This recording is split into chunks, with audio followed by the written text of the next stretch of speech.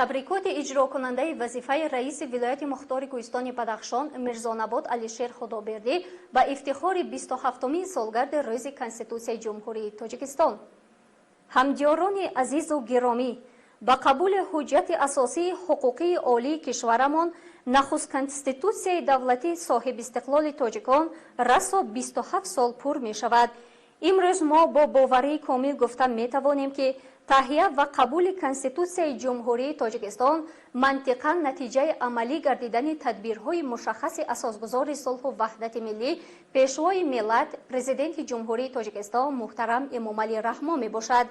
در این لحظه های فرح بخش همه شما همدیاران عزیز و تمام مردم شرفمند بدخشان را با فرارسی جشن 27 سالگی این صحنه مهم تاریخی صمیمانه تبریک و تهنیت گفته برایتان فضای تنج و آسوده و روزگار خوش و فراوان تمنا می نمایم.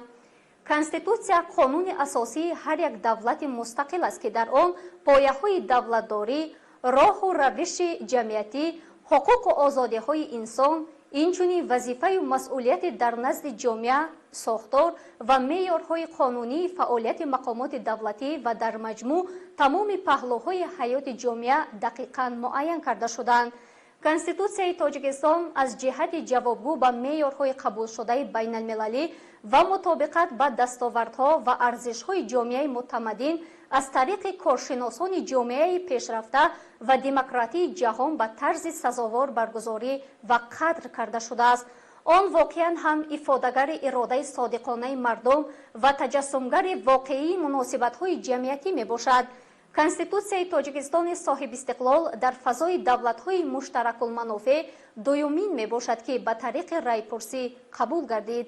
آن استقلالیت کشورمان را پایدار و سیاست دولتداری ما را به نظام درآورد.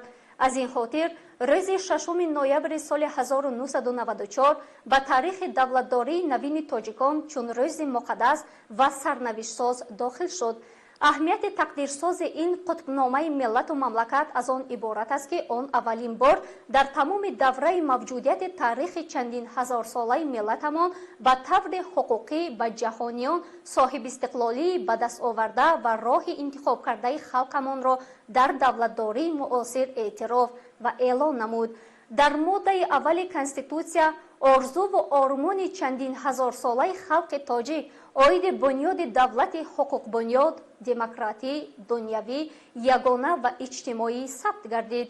این مقصد و مرام و هدف تاریخی خلقمان را پرزیدنت مملکت پیشوای ملت محترم امامعلی رحمان هنوز روز 8 سپتامبر سال 1993 در سخنرانی خود با افتتاح جشن دوم سالگرد استقلالیت دولتی جمهوری تاجیکستان چنین ارزیابی کرده بود: مقصد ما بنیاد کردن جمعیت مترقی است. هدف سیاسی ما برپا کردن دولت دموکراتی و حقوق بنیاد است. آرمان ما دولتی است که حقوق همه اشخاص، تمام طبقه های اجتماعی، قوم و ملت ها را حفظ می نماید، آزادی و امنیت آنها را تامین می سازد، حقوق و قانون را در جامعه قطعیاً و پیگیرانه جاری می کند، با فعالیت آزاد اقتصادی، اجتماعی، سیاسی و ملی مساعدت می کند. قابل ذکر است که در کنستیتوسیای جمهوری تاجیکستان به ولایت مختار کوهستان بدخشان باب مخصوص باب 7 بخشیده شده مجلس وکیلان خلق ولایت حقوق تشبث قانونگذاری داشته به رازیگی آن حدود ولایت را تغییر داده ممکن نیست. مطابق ماده 53 سرقانون یکی از معاونان رئیس مجلس ملی مجلس عالی جمهوری تاجیکستان از حساب نمایندگان ولایت مختار کوهستان بدخشان می باشد. یکی از وظیفه‌های اساسی که باید به حل آن هرچه زودتر موفق گردیم در ذهن و شعور هر یک شهروند ولایت خصوصا جوانان با وجود آوردن روحیه احترام خاصه نسبت به کنستیتوسیا همچون قانون اساسی و حجت مهمترین از طرف خلق قبول شده می باشد. تنها در همین صورت ما به هدف اساسی خود که در کنستیتوسیا درج یافته است یعنی برپا نمودن دولت دموکراتی، دنیوی و حقوق بنیاد موفق خواهیم گشت. با چنین نیت‌های نیک همه شما را با جشن 27 سالگی قبول کنستیتوسیای جمهوری تاجیکستان مبارکباد نموده برایتان سلامتی و خانه آبادی و توفیق و برای کار орзу менамоям. Саломату сарбаланд бошед ҳамдиёрони азиз.